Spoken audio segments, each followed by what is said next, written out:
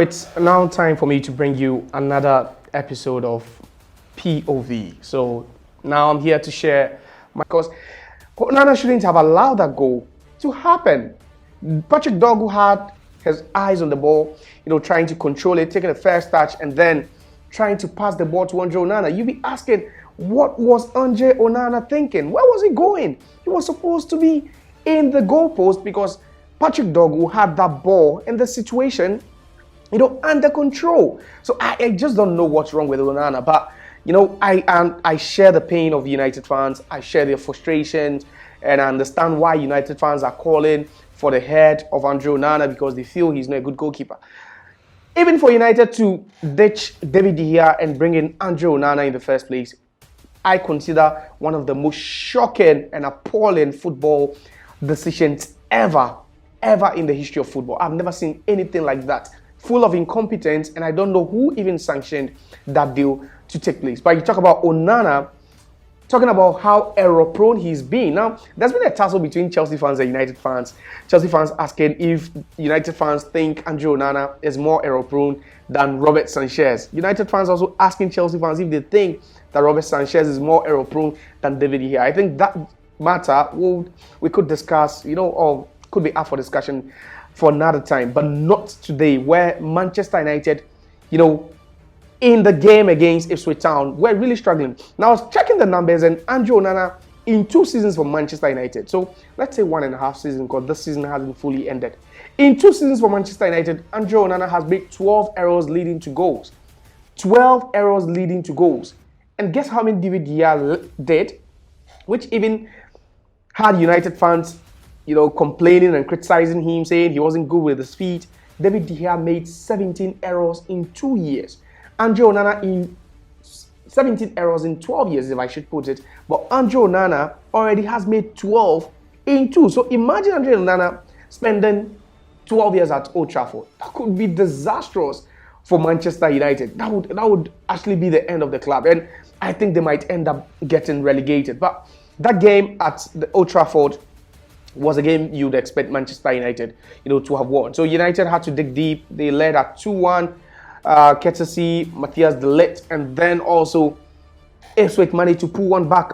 They managed to draw level. So it was 2-2 before halftime, and then even with 10 men after Patrick Dorgu, I feel so sorry for this chap. He's playing so well since his move from Lecce, around £30 million, coming to United. The pressure and the state of the club isn't really allowing him to enjoy his football. But, he's been a great servant. He's not complaining. He's playing so well until that unfortunate incident occurred, that nasty tackle, which had the referee confirmed with VAR and coming back to send him off. It was quite a very, very, frustrating and challenging night for Patrick Dorgu, and I understand his frustration. But Manchester United, it was a good win for them. 3-2.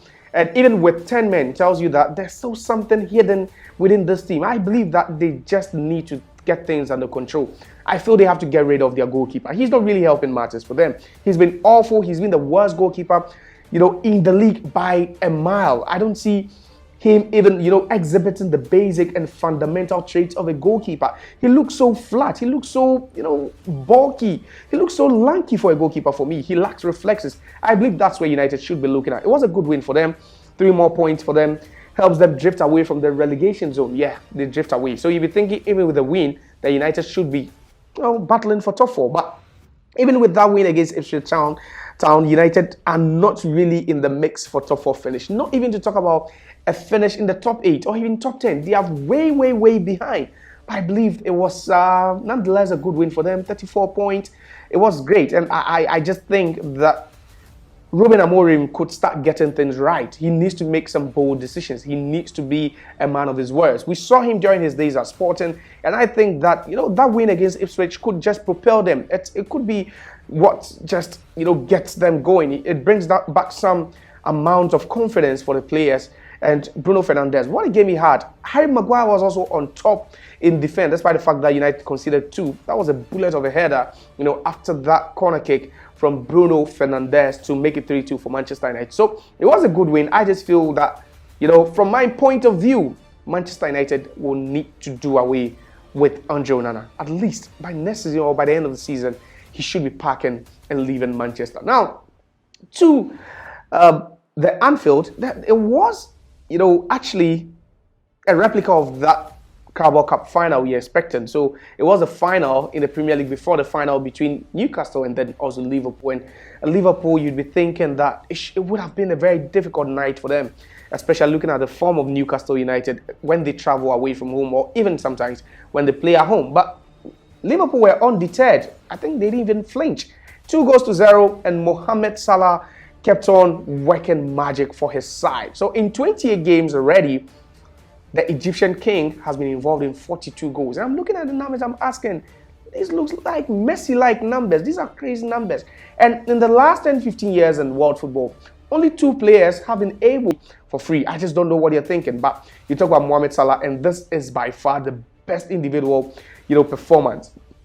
As far as seasons are concerned, it's the best I've ever seen in the history of English football. Even in the days of George Best, Dennis Law, Bobby Charlton, we've not seen anyone put up such crazy numbers in Premier League history or even in English top flight history. And this is an unprecedented season we are witnessing Mo Salah, enjoy. And, you watch the game and Liverpool were by far in control. They created so many chances, they could have scored more. But Ancelotti seems to be working some magic. Because after that win over Newcastle United, it means that they open up a 13-point gap between themselves and Arsenal. I'll be going to Arsenal very soon because I don't know what's wrong with Arsenal. But with Liverpool, it doesn't look like they'll be taking their foot off the pedal anytime soon.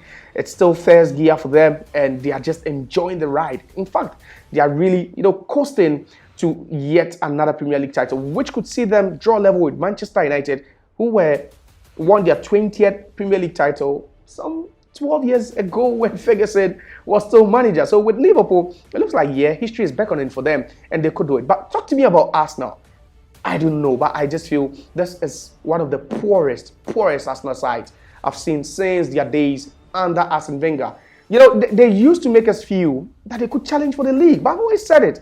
Arsenal, since the days of Arsene Wenger, I think they have a problem with their mentality. You don't win the league with such, a very lethargic approach. You don't win the league when you don't show hunger, fight, and desire to do so. I feel Arsenal are off the mark. They are off track, if I should put it.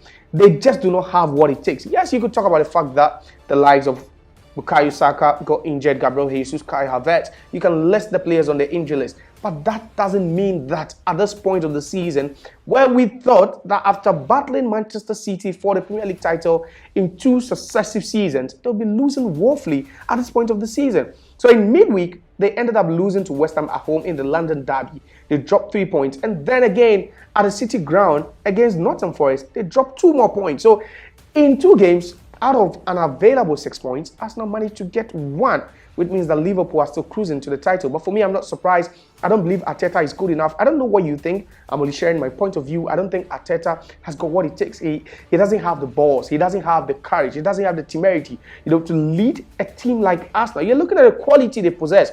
Player for player, I think it would be fair to compare this Arsenal team to Liverpool. But then what are they doing with the squad? What is Arteta doing? It looks like he just keeps up making excuses. How do you even draw to Nottingham Forest when you know that a win for Liverpool will take them 13 points, away, or 13 points will open up a 13-point gap?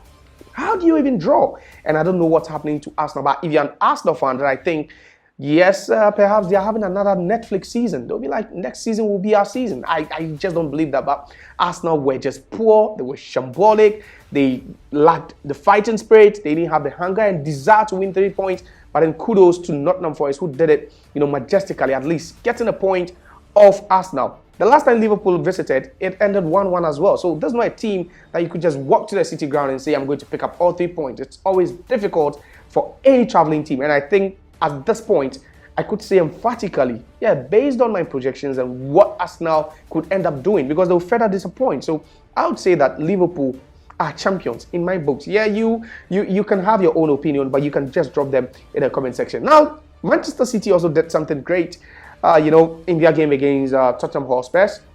Tottenham Hotspur, they've not really been great, but Erling Haaland, that's one of the positives from the game.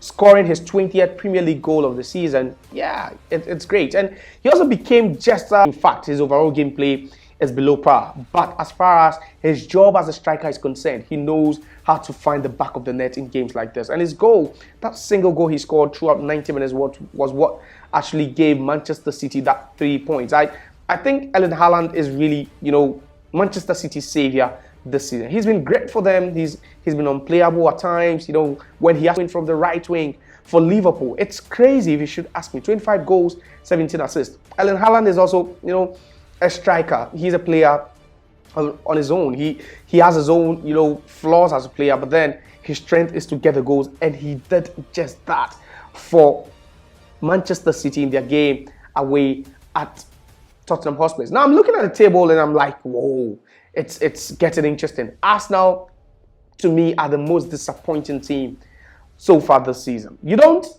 chase Manchester City for the title, you lose it in one season by 5 points, you lose it another season by 2 points, then all of a sudden you find yourself 13 points behind Liverpool.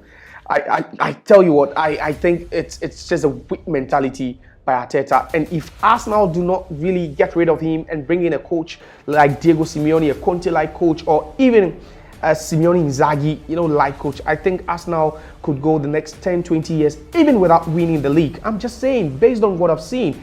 And those were, there are signs of what we used to witness during the days of Arsene Wenger, where you'd say that they were a top 4 team, they were content with it, and they just wanted to play in the UEFA Champions League. Even with that one, we all knew they were not going to win it, but it was just nice seeing them playing it. And it's the same Arsenal we are seeing now. Yes, I think the league is gone, they're out of the FA Cup, and then I also don't think they can win the UEFA Champions League. So it means that Arsenal could be going trophyless again. That's just not good for Arsenal. But this is just the POV. I'm sharing my point of view. So you can also share your point of view in a comment section, and I will read it for you in the next episode.